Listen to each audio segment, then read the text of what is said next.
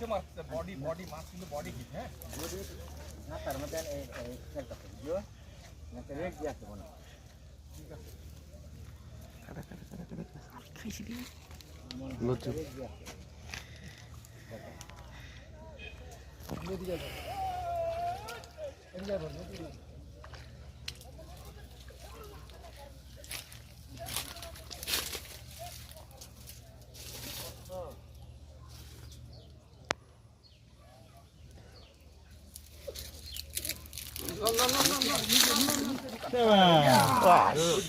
শাবাশ good hit ভাই, খুব সুন্দর একটা হিট করলেন। কি নাম আপনার?